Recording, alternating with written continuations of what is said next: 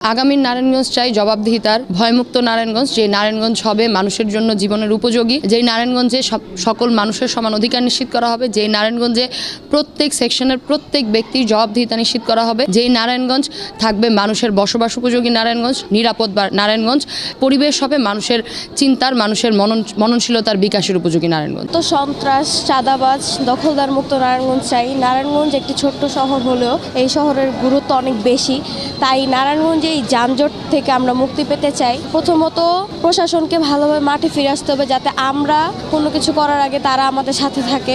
2024-এ এসে আমি কেমন নারায়ণগঞ্জ চাই সেটা হচ্ছে, আসলে আমি একটা পরিচ্ছন্ন নারায়ণগঞ্জ চাই। পরিচ্ছন্ন নারায়ণগঞ্জ বলতে যেখানে সারা আমাদের যে নারায়ণগঞ্জটা পুরো পরিচ্ছন্ন তো থাকবেই, তার পাশাপাশি এখানে থাকবে না অন্যায়, অবিচার, মাদক, সন্ত্রাস, কিশোর গ্যাং।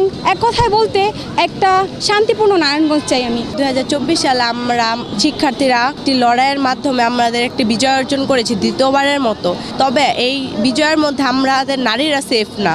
আমরা চাই এমন একটি নারায়ণগঞ্জ যেখানে নারীরা সেফ থাকবে। 2024-এ এসে আমি যেমন নারায়ণগঞ্জ চাই সেটা হচ্ছে, আমরা জানি যে আমাদের বাংলাদেশের নদীমাতৃক দেশ। এই নদীমাতৃক দেশে আমাদের নারায়ণগঞ্জে বহু নদী আছে, যেমন বুড়িগঙ্গা, শীতলক্ষা নদ। এর নদীর মধ্যে যে শীতলক্ষা নদী, এই নদীগুলো অনেকভাবে দূষিত করা হচ্ছে। নদীর আশেপাশে যে কলকারখানাগুলো আছে সেগুলো বিভিন্ন কলকারখানা বজ্র কেমিক্যাল ফেলে তারা এগুলো দূষিত করছে। তো নারায়ণগঞ্জকে নাকি প্রাচ্যের ডান্ডি বলা হয়। এর মধ্যে যে নদীগুলো আছে, আমরা চাই আমাদের এই নদীগুলোকে পরিষ্কার পরিচ্ছন্ন রাখা। 50 বছরের ওয়ারেন্টি আর বাহারি ডিজাইনের মুস্তফা ইউপিভিসি ডোর, কাটিয়ে দিন নিশ্চিন্তে 50 বছর। Mustafa uPVC door, excellence with durability. আমরা একটি সন্ত্রাসমুক্ত এবং কিশোর গ্যাং মুক্ত নারায়ণগঞ্জ চাই। আমাদের নারায়ণগঞ্জে কিছু বিনোদন কেন্দ্র আছে, যেরকম শহীদ মিনার, রাসেল পার্ক, 5 নম্বর ঘাট। এগুলোতে আমরা মেয়েরা যেতে সেফ ফিল করি না। এখানে কিশোর গ্যাংদের অনেক উৎপত্তি আমরা ওইখানে সেফ ফিল করি না। অ্যান্ড গিয়ে ওইখানে আমরা মেয়েরা নিরাপদ না। অ্যান্ড গিয়ে আমরা কিশোর গ্যাং মুক্ত একটা চাই, দেশ চাই। অ্যান্ড গিয়ে যাতে স্কুলের শিক্ষা প্রতিষ্ঠানে আমরা মেয়েদের গিয়ে শিক্ষার্থীদের একটা সেফটির বিষয়টা দেখা হয়, এটা চাই। আমি নারায়ণগঞ্জ আমার, নারায়ণগঞ্জ আমাদের। নারায়ণগঞ্জকে আমরা চাই দুর্নীতিমুক্ত, নারায়ণগঞ্জকে আমি চাই সংস্কৃতিপূর্ণ। আমাদের নারায়ণগঞ্জ সংস্কৃতির দিক দিয়ে অনেক এগিয়ে ছিল, কিন্তু বর্তমান সময়ে দেখা যাচ্ছে যে সেই সংস্কৃতিগুলো আর নাই। সোনালী পাটের শহর ছিল নারায়ণগঞ্জ, কিন্তু বর্তমানে আর সেই সংস্কৃতিটা আমাদের মধ্যে নাই। আমি সেই সংস্কৃতির মাধ্যমে নারায়ণগঞ্জকে আবার সুপরিচিত করা হোক। কোনো প্রকার কোনো গডফাদার দিয়ে নারায়ণগঞ্জকে পরিচিত হোক, এটা আমি চাই না। নারায়ণগঞ্জ হচ্ছে আমাদের সবারই একটা আবেগের জায়গা।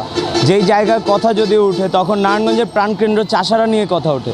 তো আমি সর্বপ্রথম বলবো, নারায়ণগঞ্জ চাষারায় তেমন একটা কিছু আমরা দেখতে পারি না। তো নারায়ণগঞ্জের যে জেলাটা আছে, নারায়ণগঞ্জ জেলাটা আসলে অনেক বড়, ছোট কোনো জেলা না।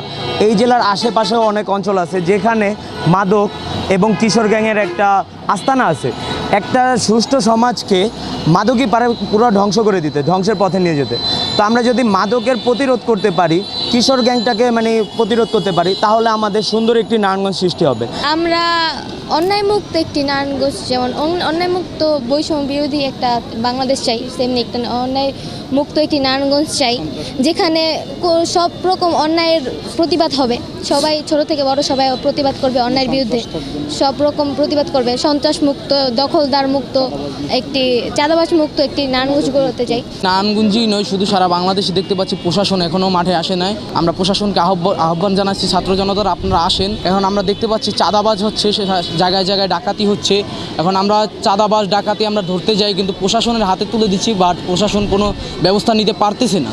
প্রশাসনের আপনার থানায় ফোর্স নাই, অনেক দেখা যাচ্ছে অনেক থানায় এখনও প্রশাসন আসে নাই।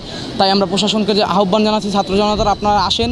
আপনাদের যদি কোনো সেফটি দেওয়া লাগে, আমরা ছাত্র জনতারা আপনাদের সেফটি দেবো, আপনারা আসেন, মাঠে আসেন। আমরা কেমন নারায়ণগঞ্জ চাই তা ভাবতে হলে প্রথমে বুঝতে হবে নারায়ণগঞ্জের অবস্থা, নারায়ণগঞ্জের মানুষের অবস্থা এবং নারায়ণগঞ্জের প্রাকৃতিক এবং ভৌগোলিক অবস্থানকে। নারায়ণগঞ্জের মধ্য দিয়ে আমরা জানি যে একটি নদী অতিবাহিত হয়, শীতলক্ষা নদী। শীতলক্ষা নদীর আজকে কী অবস্থা? শীতলক্ষা নদী আমরা আগে শুনতে পেয়েছি, শীতলক্ষার পানি আগে মানুষজন ব্যবহার করতো, মানুষজন খেত, ভাত রান্না করতো শীতলক্ষার পানি দিয়ে। কিন্তু শীতলক্ষার পানির কি পরিস্থিতি আজকে?